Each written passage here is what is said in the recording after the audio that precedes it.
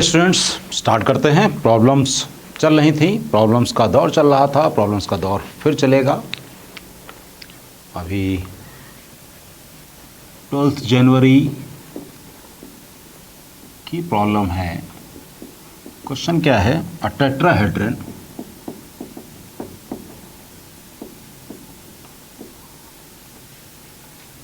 Has vertices A P है 1 2 1 1 2 1, Q 2 1 और 3, are है -1 1 और 2, 0 0 और 0। Angle between faces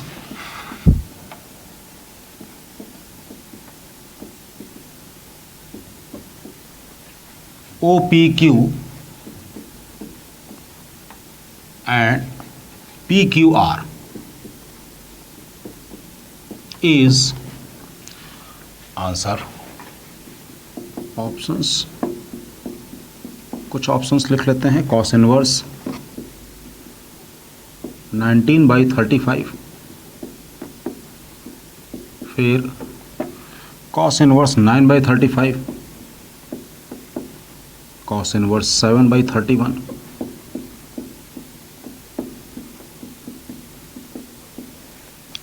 a tetrahedron has vertices 1, 2, 1 and 2, 1, 3, -1, 1, 2, 0, 0, 0।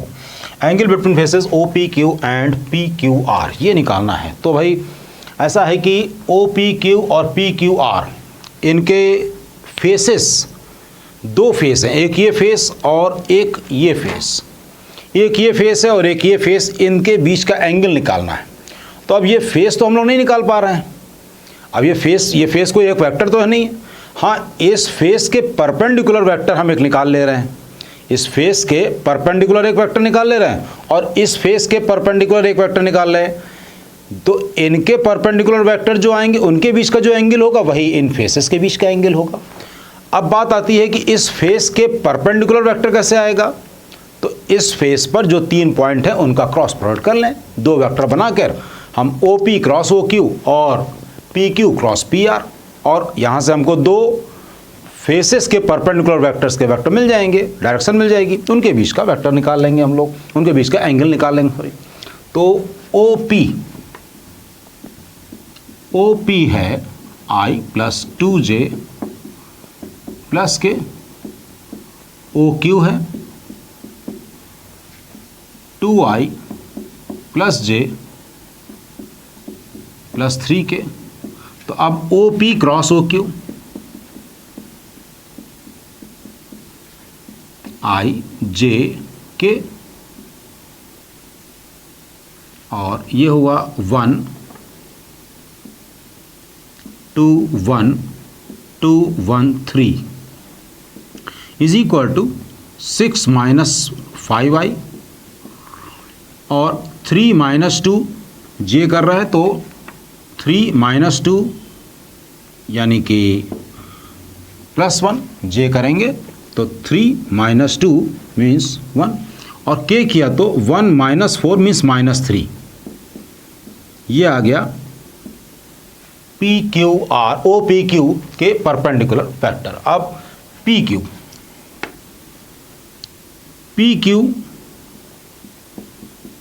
PQ का मतलब 2I - I यानी कि OQ - OP।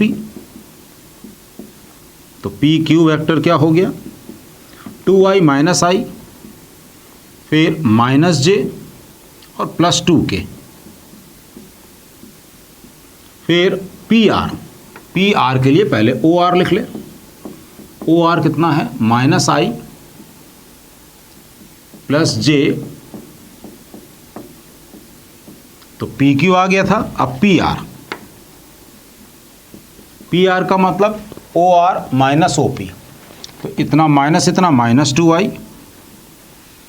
-J J - 2J और +K। अब P Q cross P are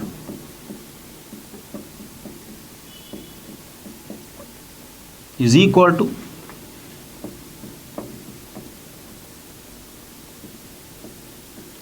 तो पी क्यू 1 माइनस 1 2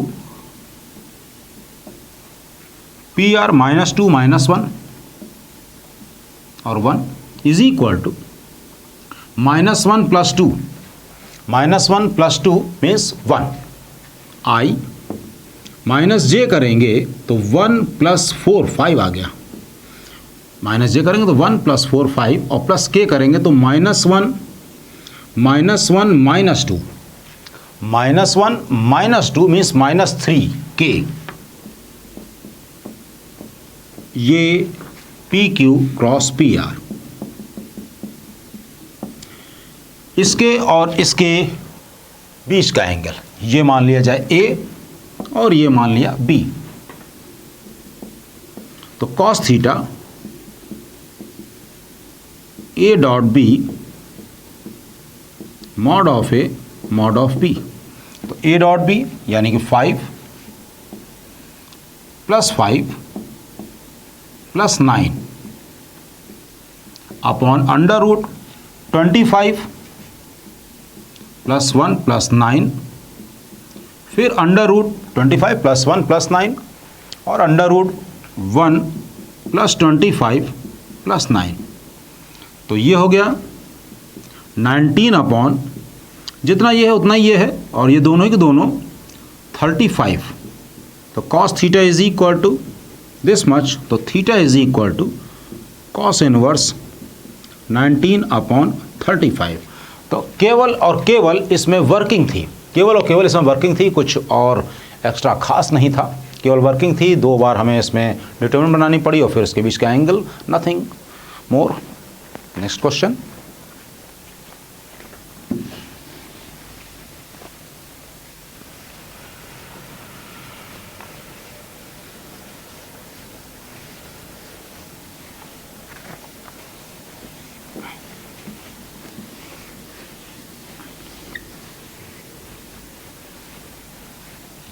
अगला क्वेश्चन करते हैं। अगला क्वेश्चन ये है 2017 का क्वेश्चन है। a is equal to 2i plus J minus 2k,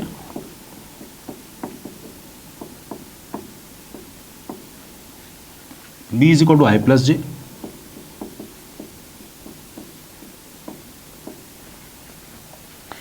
फिर कह रहा है कि c is a vector such that c minus a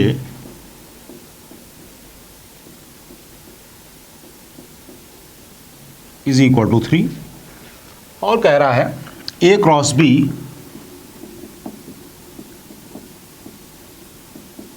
cross c is equal to 3 और एंगल बिटवीन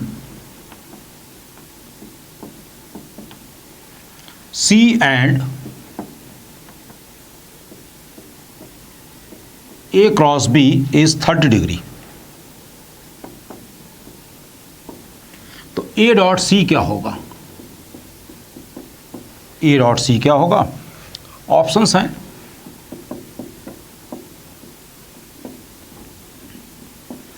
25/8, 2, 5 और 1/8। क्वेश्चन को एक बार फिर से रीड कर लेते हैं।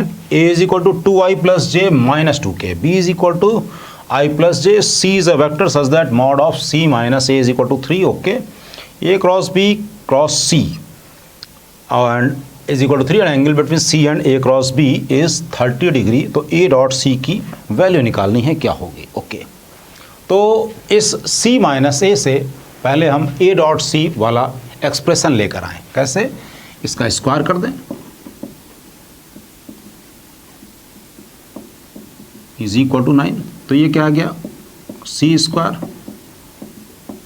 Minus 2 times is equal to 9। अब मॉड ऑफ सी पता नहीं है, mod of A, mod of A की बात करें तो वो है अंडर रूट 4 + 1 + 4 का मतलब 3। तो ये आ गया mod of C whole square +9 is equal to 9। तो mod of C is equal to 2 times A dot सी।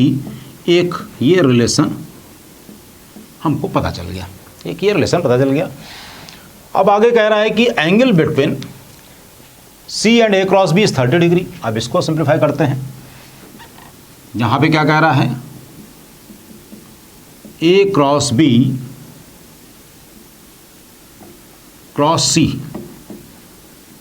का मॉड का मतलब हो गया mod of A cross B और मॉड ऑफ सी इनटू इनके बीच का एंगल यानी कि sin 30 is equal to 3 is given. A cross B अब निकाल लिया जाए, बहुत समय हो गया। अब ए क्रॉस बी को निकालने का वक्त आ चुका है। ए क्रॉस बी क्या हो जाएगा, आई जे के, तो 2 1 -2 1 1 0,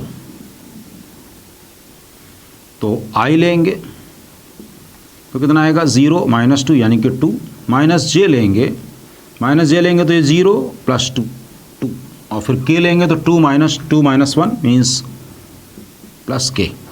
is it correct? Check it again. Okay, A cross B is equal to this much, तो इसका मॉड लेंगे तो mod of A cross B is 3। 4 + 4 4 + 4 + 1 that is 3। तो ये आ गया 3 mod of C into sin 30 की value half is equal to 3। तो मॉड ऑफ सी की वैल्यू आ गई 2, मॉड ऑफ सी की वैल्यू 2 आ गई। तो अब यहाँ पर इस जगह पर ये वैल्यू इधर रखी हमने, तो ये आ गया 4 is equal to 2 times A dot C. तो A dot C is equal to 2। देख लीजिए, इसमें थोड़ा बहुत बस इधर से उधर कुछ करने की देरी है। हाँ, ये एक स्ट्राइक शायद कम करे कि मॉड ऑफ सी माइनस है, लेकिन ये बात हमेशा ध्यान रख लीजिए, चाहे कॉम्प्लेक्स नंबर में हो चाहे वेक्टर में हो, अकेला मॉड से कुछ नहीं होता है जब तक कि हम इसका स्क्वायर ना करें। स्क्वायर करेंगे तभी उसके बाद मॉड ऑफ जेड स्क्वायर बराबर जेड जेड बार लगाते हैं। वैसे इसमें भी जब हम स्क्वायर करेंगे तो उसके हमको इंडिविजुअल का मॉड मिलता है। तो ध्यान रखिएगा, अकेला मॉड अगर है तो तुरंत बल्ब जल जाना चाहिए, दिमाग का बल्ब जल जाना चाहिए कि इसका स्क्वायर करना है। ओके, तो नेक्स्ट क्वेश्चन करते हैं हम लोग।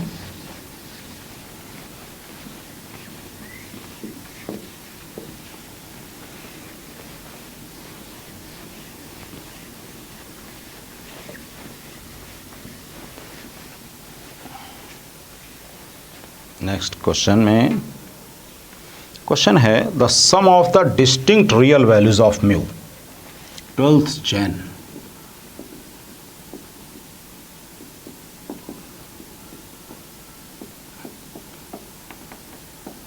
The sum of the distinct real values of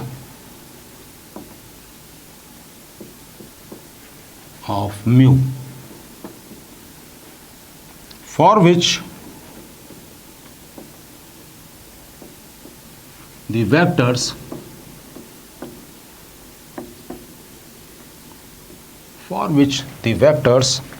mu I plus j plus k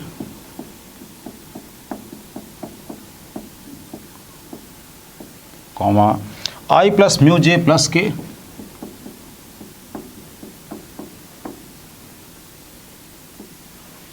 और I plus j plus mu k are coplanar।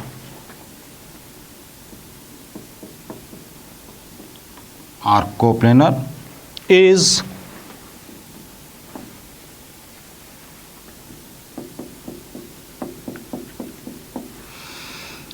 2 2 0 1 -1, 2 0 1 and -1। तो क्वेश्चन फिर से एक बार देख लेते हैं। कह रहा है the sum of the distinct real values of mu, distinct real values के बारे में बताना है। For which the vectors mu I plus J plus K 1 plus mu I plus mu J plus K and I plus J plus mu K are coplanar. Coplanar है तो आपको समझ में आ जाना चाहिए कि इसके डिटर्मिनेंट की वैल्यू को 0 करना है। यह आ गया म्यू 1 1 1 म्यू 1 और 1 1 म्यू इज इक्वल टू 0 कर दें। तो डायरेक्टली भी एक्सपेंड कर सकते हैं, लेकिन थोड़ा बहुत 0 आ जाए तो अच्छी बात है। हमने R1 माइनस R2 और R2 माइनस R3 कर दिया। तो mu minus 1 1 minus mu 0 1 minus 1 0, फिर ये आ गया म्यू माइनस 1 और फिर 1 माइनस म्यू, ये 1 1 और mu is equal to 0। Mu minus 1 ये 2 बार हमने बाहर निकाल लिया। यहाँ तो बजाया 1, ये आया -1, ये 0, ये 0, फिर ये 1 और ये -1, फिर ये 1 1 और म्यू इज इक्वल टू 0। अब चाहे तो इसको प्लस इतना कर सकते हैं हम लोग, चलिए कर ही देते हैं। C2 प्लस C1 कर दिया तो म्यू माइनस 1 1 0 1, फिर ये 0, ये 1 और यहाँ पर 2, 0 -1 और mu is equal to 0। Expand कर दिया तो म्यू -1 होल स्क्वायर के बाद ये आया mu plus 2 is equal to 0। तो म्यू की डिस्टिंक्ट वैल्यूज -2 और 1 है। डिस्टिंक्ट वैल्यूज 1 को 2 बार नहीं लेंगे, क्योंकि जनरली यहाँ पर इस बात पे ध्यान रखना है कि डिस्टिंक्ट रियल वैल्यूज, तो डिस्टिंक्ट रियल वैल्यूज तो 2 ही है, -2 एंड 1। तो इसका सम कितना आ गया -1। सेकेंड्स का क्वेश्चन है, कुछ सेकंड्स में क्वेश्चन कंप्लीट हो जाना चाहिए। कुछ भी ऐसा नहीं है जहाँ पे कहा जाए कि दोबारा फिर समझाया जाए, बिल्कुल आराम से आपको समझ में आ गया होगा।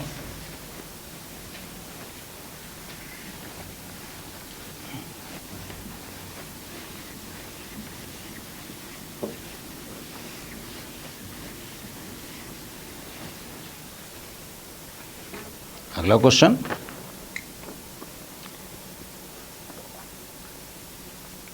क्या कहता है अगला क्वेश्चन? कह रहा है कि 11 जनवरी का है। सबसे पहले तो ये हम लिख लें।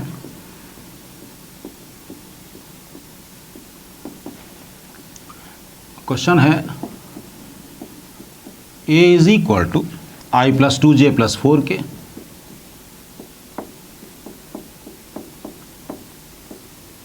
फिर B is equal to I plus lambda J plus 4K,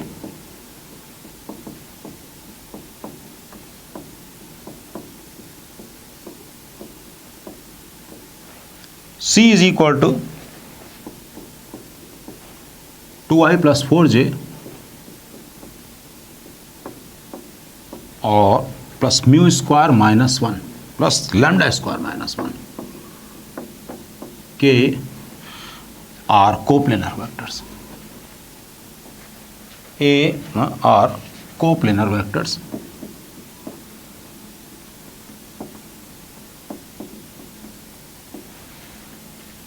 तो A क्रॉस C क्या होगा ये बताना है।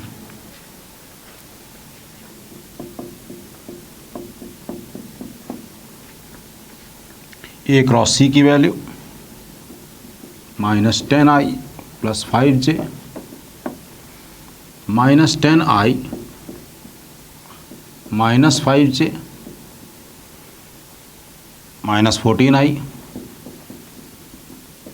-5J -14I plus 5J -10I plus 5J। Okay, I plus 2J plus 4K, I plus lambda J plus 4K, 2I plus 4J plus lambda square -1 के, they are coplanar vectors. तो A cross C निकालना है। तो पहले lambda के बारे में पता किया जाए कि ये क्या आ रहा है। लैम्डा के बारे में, इसका मतलब पहले इसके डिटर्मिनेंट की वैल्यू तो 0 कर ही दें। 1 2 4 1 lambda 4 2 4 lambda square -1 is equal to 0। हमने इतना कर दिया। अब इसके बाद this minus this R2 minus R1 1 2 4 0 lambda -2 0 2 4 lambda square -1 is equal to 0। Expand कर देते हैं, डायरेक्टली एक्सपैंड कर दें सेकंड रो के अलोंग एक्सपैंड किया,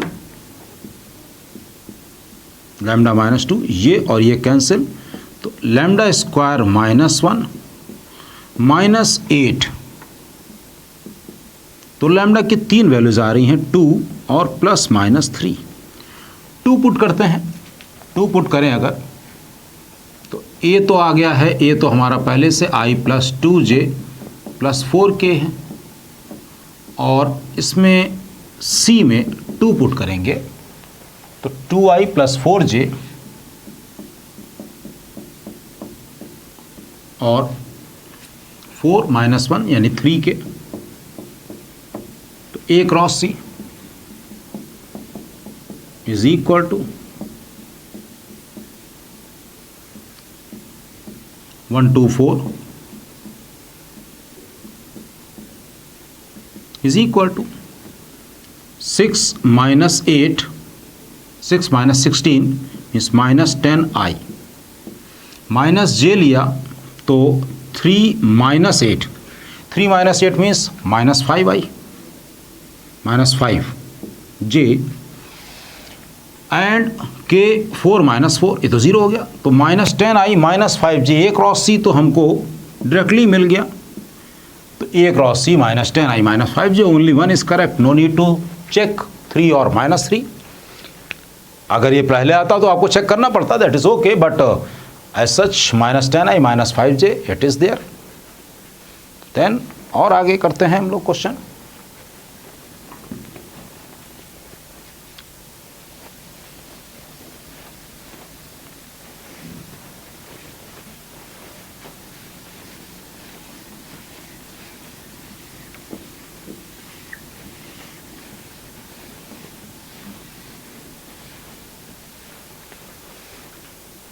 और क्वेश्चन करते हैं, ये 2008 का क्वेश्चन है।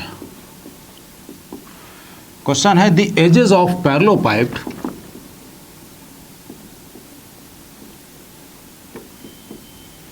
The edges of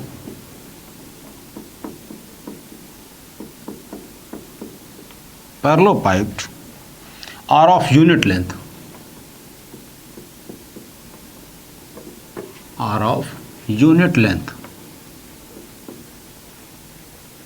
and are parallel to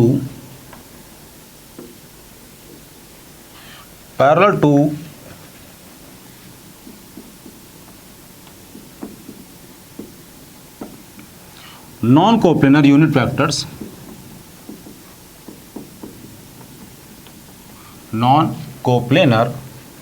vectors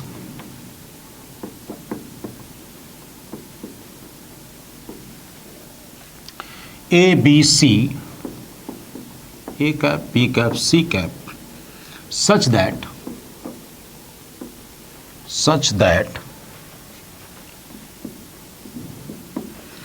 A dot B B dot C A dot B is equal to B dot C is equal to C dot A is equal to half. Then volume of parallelopiped,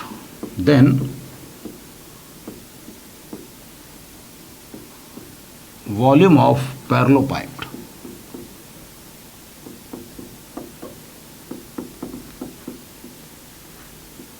क्या होगा, options लिख लेते हैं।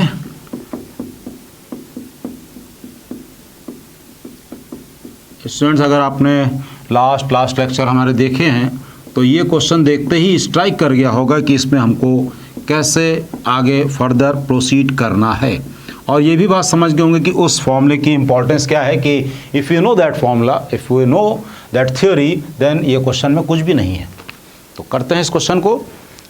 जैसा कि हमने derive किया था, ए बी सी का स्क्वायर इज इक्वल टू क्या था, A dot B, A dot C, B dot A, B dot B, B dot C, C dot A, C dot B, C dot C is equal to, ये है 1, फिर ये half, half, half, फिर 1, फिर half, फिर half, फिर half and then 1। अब C1 minus C2, C2 minus C3 कर दे, या फिर डायरेक्टली भी एक्सपेंड कर सकते हैं, C1 minus C2, C2 minus C3 कर दिया, तो कितना आ गया ये, ए बी सी स्क्वायर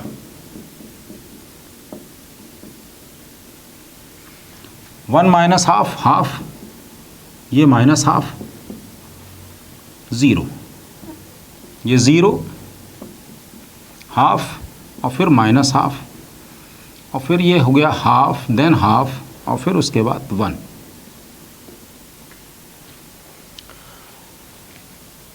अब इसके बाद चाहें तो इसको ऐड कर दे, एक और 0 निकाल लेते हैं, चलिए कर ही देते हैं, R2 प्लस R1, देर ही कितनी लगेगी, इज इक्वल टू, ये हाफ हो गया, ये 0 है, ये हाफ है, फिर ये 0, ये हाफ एंड दिस इज 1, ये 0 माइनस हाफ, एक्सपैंड कर देते हैं, तो 1/2, बस 1/2, 1/2 प्लस 1/2 मीन्स 1, तो A B C square is equal to half, तो A B C is equal to 1/√2। जैसा कि मैंने कहा था कि if you know this theory, ऐसा क्वेश्चन जेईई में आ चुका है और इसमें बहुत देर नहीं लगेगी, अदरवाइज इसमें देर लगेगी। अब एक और लास्ट क्वेश्चन करते हैं, फिर स्टार्ट करेंगे 3 डायमेंशनल ज्योमेट्री।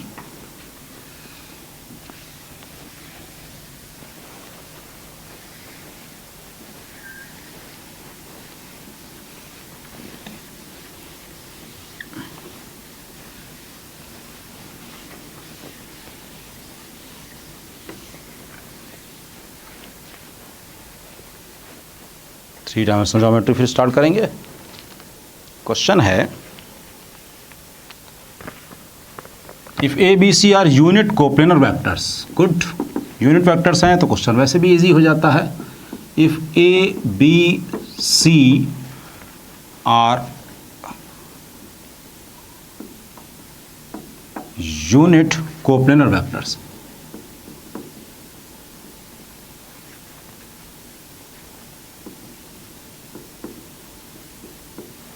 then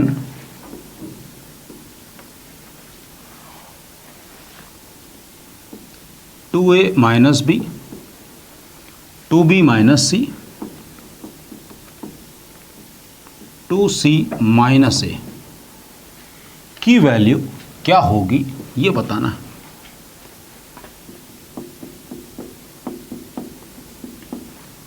ज़ीरो, 1, -√3 और √3।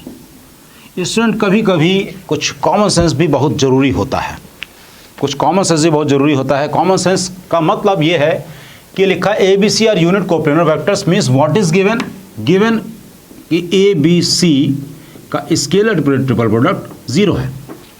अब ये कुछ भी आएगा, ये कुछ भी आएगा, something lambda times A B C आएगा, ये आएगा something times A B C आएगा, तो आंसर तो कंफर्म हो गया कि आंसर विल बी 0, क्योंकि यहाँ पर कुछ आएगा 3 टाइम्स ए बी सी आ जाएगा, 5 टाइम्स ए बी सी आ जाएगा, पता नहीं क्या आएगा, हो सकता है 0 ही आ जाए डायरेक्टली, लेकिन आंसर तो क्लियर हो गया कि अब इसको हम कैसे सिंप्लीफाई करें।